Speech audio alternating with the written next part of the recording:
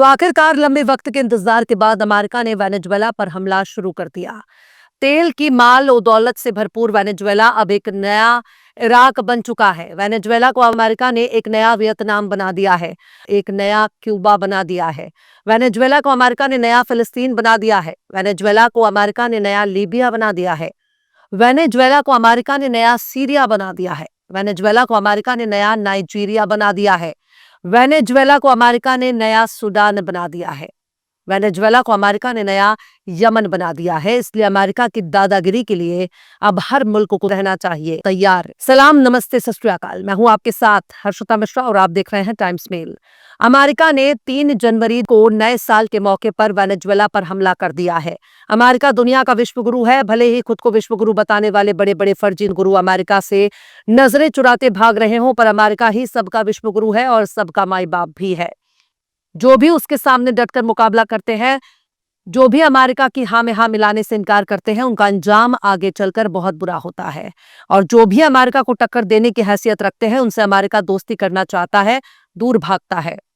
Iran में भी ऐसे ही कोशिशें हो रही हैं ताकि वहां पर भी हमला करके तेल, गैस और नेचुरल रिसोर्सेज पर कब्जा किया जा सके।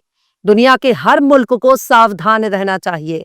अगर उसकी जमीन के नीचे तेल, गैस, सोना, यूरेनियम और बहुत से कुदरती मिनरल्स मौजूद हैं तो उन्हें आज से ही कान खड़े कर लेने चाहिए। उनके देश में कभी भी बगावत हो सकती है। उनके देश में कभी भी हथियार, बन, संगठन गोलाबारी कर सकते हैं। उनके देश में कभी भी नए नए भाड़े के आतंकवादी संगठन खड़े हो सकते हैं, जिनके हाथों में अमेरिका और इजराइल के हथियार होंगे।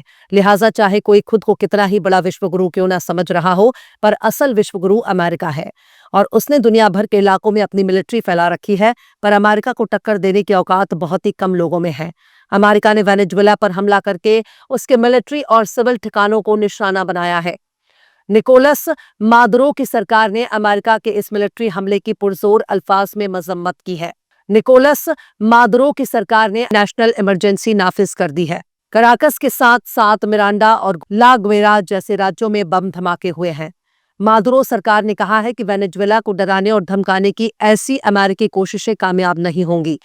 राजधानी कराकस में शनिवार के रोज तड़के सुबह जोरदार धमाकों की आवाज सुनी गई और कम ऊंचाई पर उड़ते जहाजों को देखा गया। कराकस पर बम गिराए और धमाकों में इमारतें हिल गईं। शहर के ऊपर धुएं का गुबार नजर आने लगा। वेनेजुएला की कैपिटल सिटी के दक्षिण इलाके में एक बड़ा मिलिट्री अड्डा भी है। वहां धमाके के बाद अंधेरा छा गया। वहीं डोनाल्ड ट्रंप का दावा है कि अमेरिका ने वेनेजुएला के राष्ट्रपति निकोलस मादुरो और उनकी पत्नी को पकड़ लिया है। अमेरिकी राष्ट्रपति डोनाल्ड ट्रंप ने सोशल मीडिया पर पोस्ट करते हुए कहा कि मादुरो और उनकी बीवी सीलिया अडेला अब अमेरिकी फौजियों के कब्जे में है। उन्हें वेनेजुएला से बाहर ले जाया गया है। वेनेजुएला के 4 शहरों पर हमले किए गए हैं और अमेरिकी फौजी वेनेजुएला पर बमबारी कर रहे हैं। अमेरिका के हमले के बाद निकोलस मादुरो ने बयान जारी कर कहा कि वो जवाब देंगे। उन्होंने मुल्क में इमरजेंसी लगाने का ऐलान किया और उनके बयान जारी करने के 1 घंटे बाद ट्रंप ने उन्हें पकड़ लेने का ऐलान किया है। अमेरिका और वेनेजुएला के दरमियान बीते 4 महीने से टकराव जारी है। अमेरिका ने वेनेजुएला के पास समंदर में फौजी तैनात कर रखे थे।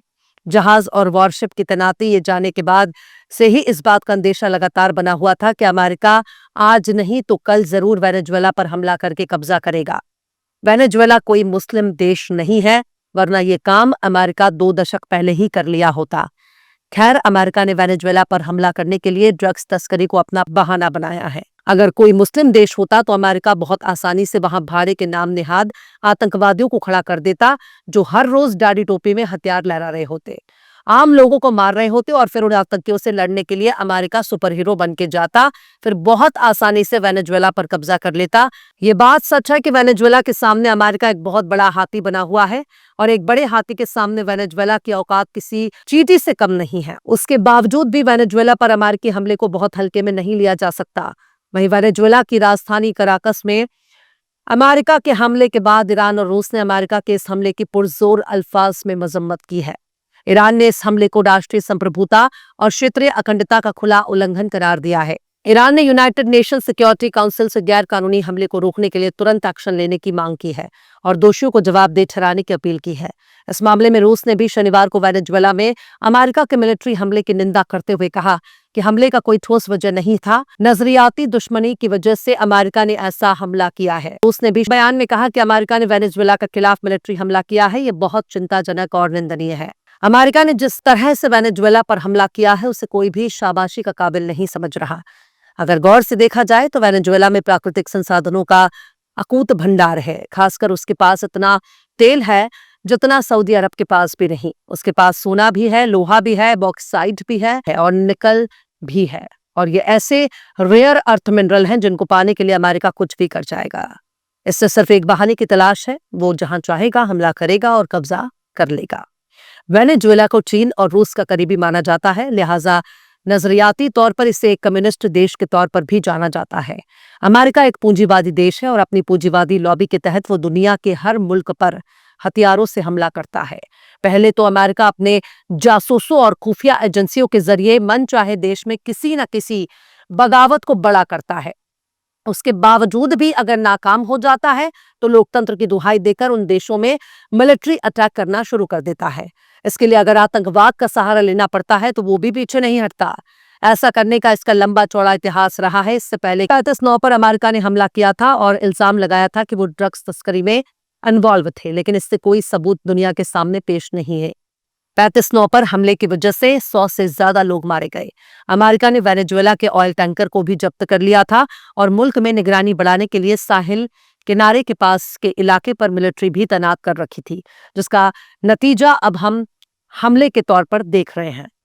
अभी भी अगर दुनिया के अमन पसंद मुल्कों ने एक साथ मिलकर वेनेजुएला का बचाव ना किया और उसके साथ खड़े होकर मिलिट्री के जरिए अमेरिका का मुकाबला ना किया तो आज वेनेजुएला की बारी है, कल को हर उस मुल्क की बारी आएगी जिस मुल्क के पास सोना है, यूरेनियम है, गैस है, तेल है। लिहाजा अभी से कान खड़े कर लिए जाने का वक्त है। ईरान में भी यही सब देखा जा रहा है, वहां भी बगावत जन्म ले चुकी है और ये बगावत अमेरिका इसराइल की खड़ी की गई है और ये साफ साफ नजर आ रहा है कि आगे चलकर ईरान का भी यही हाल होगा।